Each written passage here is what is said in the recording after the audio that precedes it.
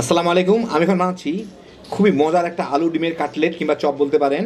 খুব সহজে ঝটপট তৈরি, বাচ্চাদের টিফিন কিংবা বিকেলের স্ন্যাক্সের জন্য আদর্শ একটা আইটেম। তো আসেন দেখি শুরু করা যাক। আমি এখানে এই 3টা আলু ভালো মতো সিদ্ধ করে নিব। আমি 2টা মুরগির ডিম সিদ্ধ করে নিছি। এই ডিম দুটাকে আমি একটু কুচায় নিব আর কি, মানে এই যে এরকম একটা জিনিস দিয়ে কুড়ায় নিব আর কি, একদম মিহি করে হয়ে যাবে তাতে।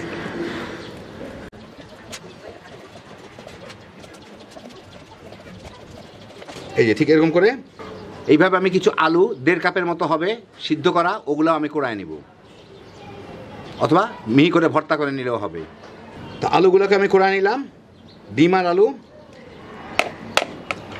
এইটাকে এখন একটু সামান্য মিলায় নিই, যদিও আমি ভাজবো, এটা ভাজার সময় মিলে যাবে, তারপর একটু মিলায় নিলাম আর কি।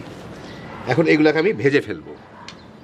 আমি এখন একটা কড়াইয়ে 1 টেবিল চামচ তেল গরম করে নিচ্ছি। এর মধ্যে আধা কাপের মতো পেঁয়াজ দিব, ফালি করা, দিয়ে পেঁয়াজটাকে অল্প একটু ভেজে নিব, একটু নরম করে নিব আর কি, বাদামি যাতে না হয়। পেঁয়াজটা একটু নরম হয়ে আসলে আমি এর মধ্যে দিব 1 চা চামচ আদা রসুন বাটা। দুইবারে দিলাম, একটু কম ছিল দেখে। স্বাদ মতো একটু লবণ দিয়ে আদা রসুন বাটাটাকে ভেজে নিব এর সাথে, কাঁচা গন্ধটা চলে যাওয়া পর্যন্ত। এই প্রায় মিনিট খানেক আদা রসুনের কাঁচা গন্ধটা চলে গেলেই আমি এর মধ্যে দিয়েছি স্বাদ মতো মরিচের গুঁড়া, আধা চা চামচ হলুদের গুঁড়া।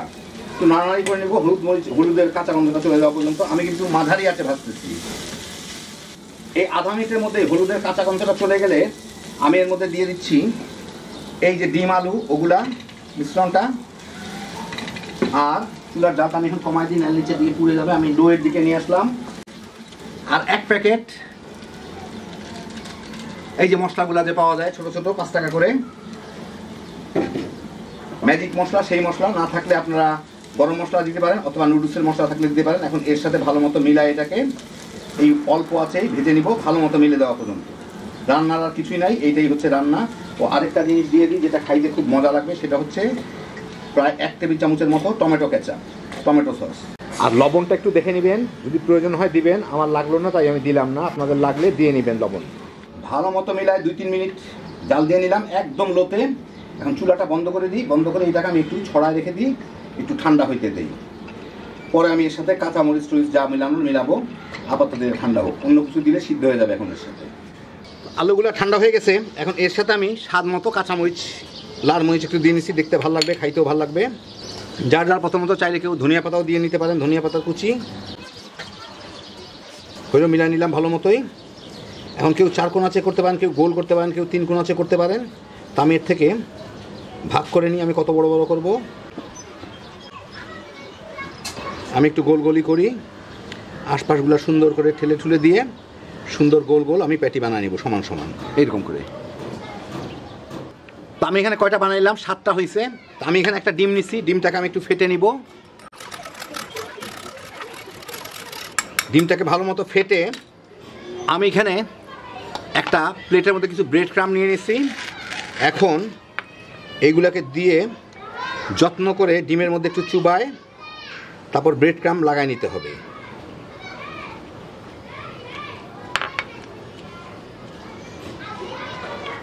চতুর্দিকে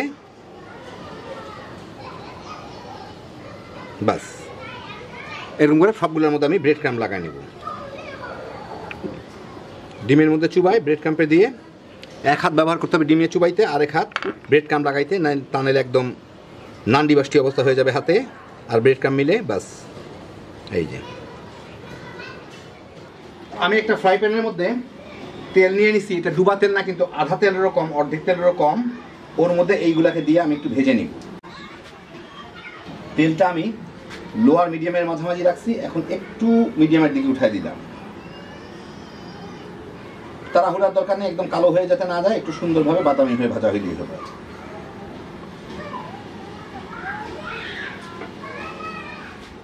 3-4 মিনিট একদিক ভেজে আমি এগুলোকে উল্টায় দিব। একটু সাবধান এটা হ্যান্ডেল করতে হবে, আলু কিন্তু নরম হয়ে যায় খুব ইয়েতে হইলে, এই তেলের মধ্যে গেলে গরম হইলে। এই যে এরকম করে সুন্দর করে সবগুলোকে আমি উল্টায় পাল্টায় সুন্দর করে ভেজে দিব, একটু বাদামি করে। খুব সাবধানে কিন্তু এটা উল্টাইতে হবে। ঠান্ডা হয়ে গেলে শক্ত হয়ে যাবে, পরে আর অসুবিধা নাই, কিন্তু প্রথম দিকেই যা। এই দিকটাও একটু বাদামি করে ভেজে নিব। ওদিকটাও 3-4 মিনিট ভাজলাম। এখন এগুলোকে আমি তুলে নিব একটা টিস্যুর উপরে, যাতে বাড়তি তেলটুকু পড়ে যায়।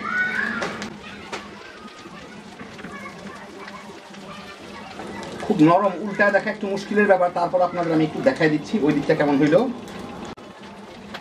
এই যে দেখেন, এই দিকটা এরকম করে ভাজা হইল, বাকিগুলোকে এইভাবে ভেজে নিব।